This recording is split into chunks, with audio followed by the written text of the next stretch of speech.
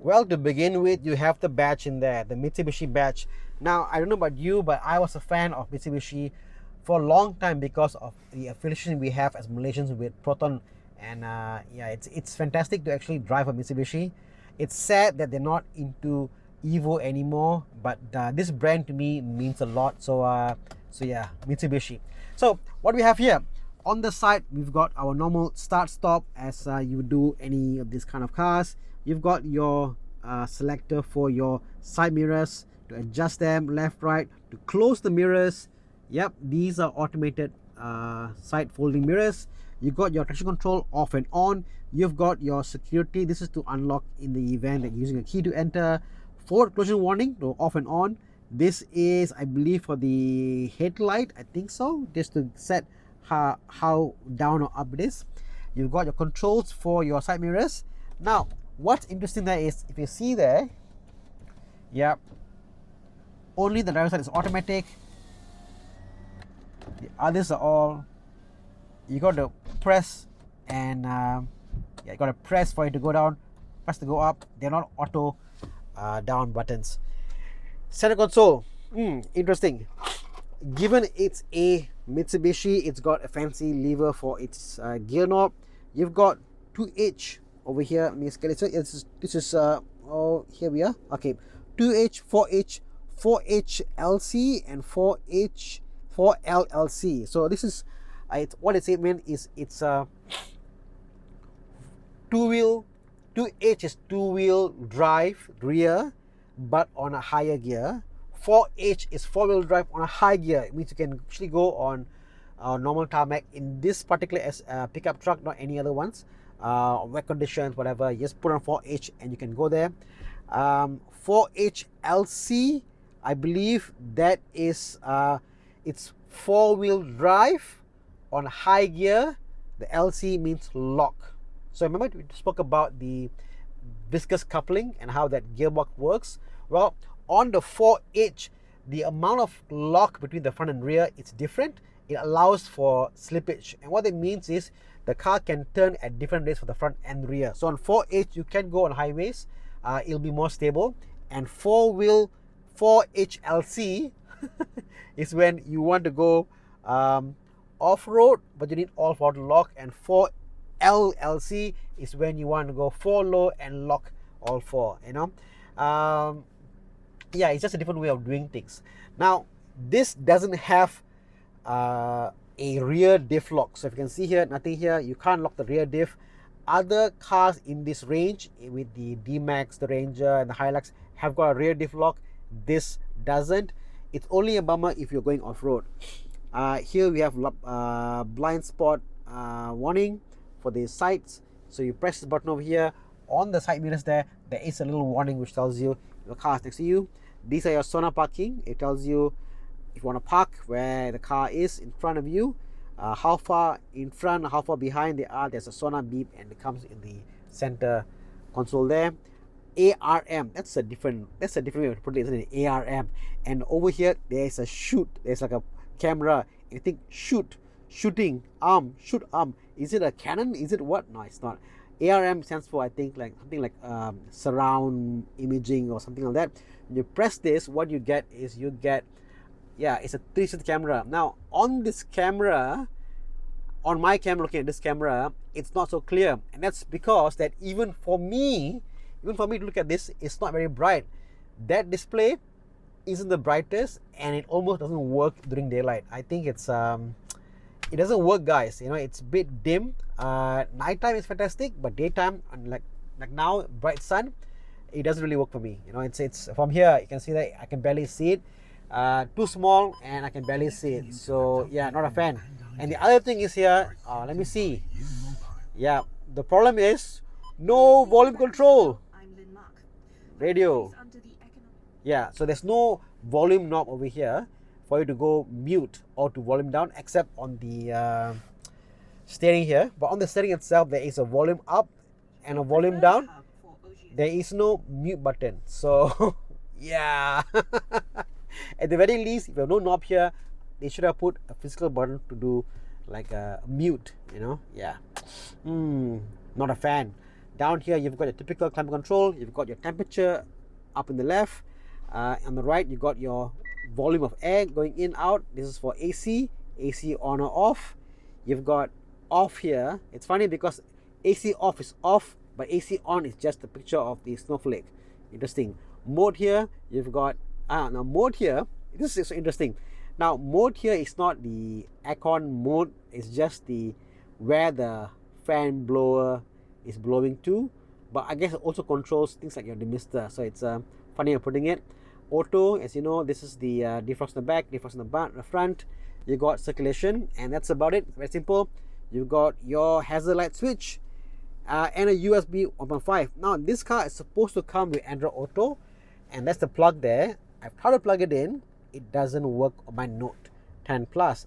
I'm not sure why, guys. It apparently it's supposed to come with Apple CarPlay and Apple CarPlay and Android compatibility, but it doesn't. I'm sure there's a way of doing it. I'm just stupid. Down here, you've got hill descent, and I'm not sure what this is though. I'll ask Con later. I've got a feeling this is to go over like a ramp over. I'm not sure. Okay. Inside here, you got a deep space to put stuff in. As you can see, it's up to my wrist. Yep, no complaints there. And a little slot to put your cable if you want to charge stuff coming out of there. And that's about it. Very basic. Glove box, nothing fancy here. Simple glove box. The finishing of the interior, hard plastic. Nothing to talk about here. These are plastic bits, leather bits, a bit scuffed up here. I think on this part they should have made this part leather as what it is now. This part should have been like I don't know, plastic or something else, piano black, because you can see here this does get ruined. Maybe if you are owning this car, you should be careful about these corners here, because it's a test car, but I think even now someone have managed to damage them. Sad. Moving along, what else do you see over here? That's about it. Seats, nothing fantastic. They are comfortable, they are soft, but I don't think they are soft enough for the back, because as I told before, this car is a bit stiff going up and down. It does get you that you can really feel the bumps on the roads. It doesn't give you enough support, and it's quite thin actually. As you can see here, it's quite thin and very soft. This is a brand new car. As you can see here, it's a very soft, very flimsy material. I'm not sure how this will fare over time. Not the best seats in the house. But talking about best in the house, normally I would say the best seat in the house is in the front, but on the Triton, the best seat in the house is in the back. I tell you why. Let's go to the back. Oh. At the back of the Triton, well, you do get a lot of space and leg room here, and that's to do with the fact the seats are actually quite thin, and by making the seats thin, they made more leg room. So again, you win some, you lose some. As you can see here, my leg, ample space there, and you got a nice little cubby here to put stuff in. And they claim this is the best in class for rear aircon ventilation. And how they do it is that you got AC in the front there. The AC actually pushes the air all the way to the top here. It sucks in here, and from there it comes out here. And here you got pedals, and you can select maybe one to go to your leg and one to go to your face. So yeah, not bad. You know, it's interesting. But I must say though is that the AC in front is cold, because it's Toyota. Sorry, this is Mitsubishi, and Proton is there. And you know how Proton aircons are cold? The aircon on this is freaking cold. Even 24 degrees Celsius, it is cold, guys. But up in the back over here, I don't feel that coldness coming through. Maybe it takes a while to get in there because it's a hot day. But I do get to select the volume of air coming in, up or down. Yes, and you've got these buttons here to give you illumination. So that's about it from the back. Nothing else to talk about. Simple and nice.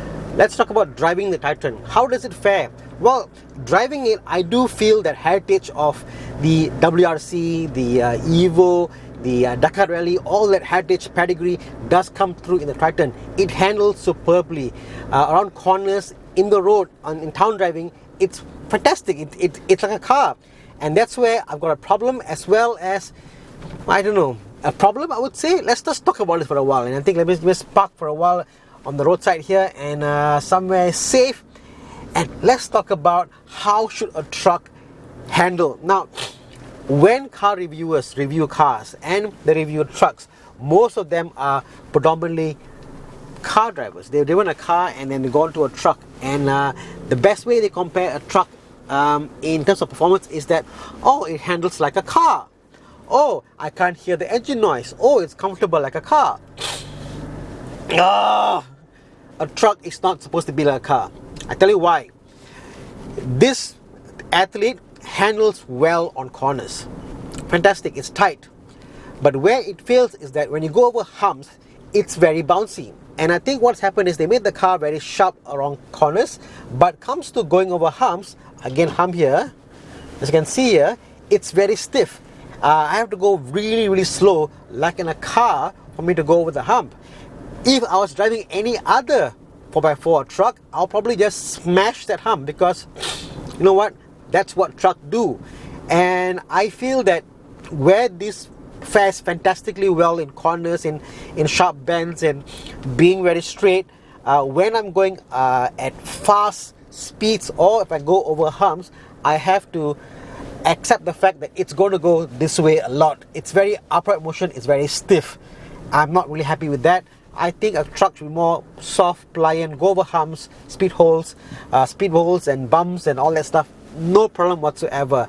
Speed holes, is that a thing? Well, you know what I mean? Speed bumps and potholes. Speed holes is a new term there. So yeah, great for anybody out there who's a car guy getting into a truck. This is your best first timer vehicle to get into a 4x4 scene. But if you are a seasoned 4x4 fuller, you might not like how it drives, because it drives too much like a car, and I have to slow down when I go to speed holes. You know how I spoke about the Triton being very harsh? Well, I'm now doing 70, and on 70 kmh going on this road, yes, I do feel it's very sharp, it's very tight on the corners. It handles the road very well. I mean, if I let go of my hand there, it's going straight, it's not going left or right. It's a very sharp driving car. However, the problem is this. Every inch of the road, I feel it guys. It's a very harsh riding car, because it's more sportier. So maybe if I don't get the top tier model and I get one tier below, I have a feeling it's not going to be as stiff as this, because this suspension, it's made to be stiff, it's made to be so sporty. Not sure again if it's my thing.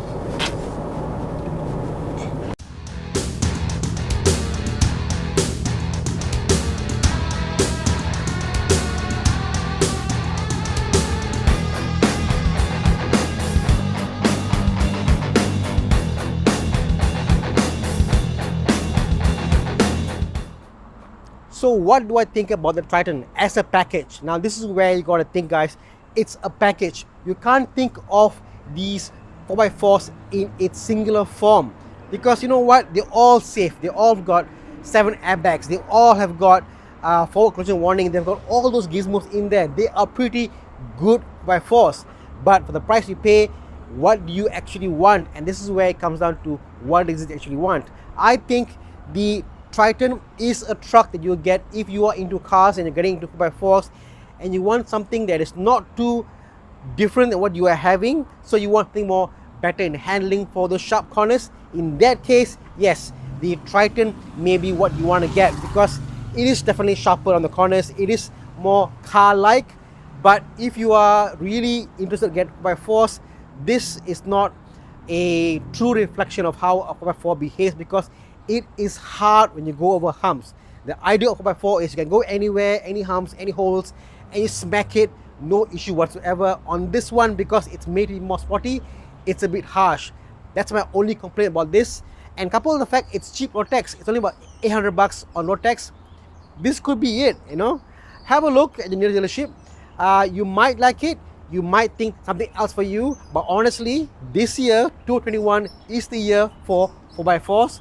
Go and check them out if you have been using car all as well. You know what? You'll be surprised how good they actually are. Till next time, this is me saying go out there and have a little more fun. Bonus clip, guys, bonus clip. So again, I'm on the highway here, driving, and I want to show you this. Look at that. I'm going 110, 120 on a 4x4, doing corners, and you know what? Extremely easy, no effort whatsoever. It handles very, very well on corners. Cornering in this truck is a breeze, you know. So yeah, so if you are into trucks because you want to use it for town use, this could be it. I'm just not a fan of how sharp it is when you go over humps. It's just too strong for some my booty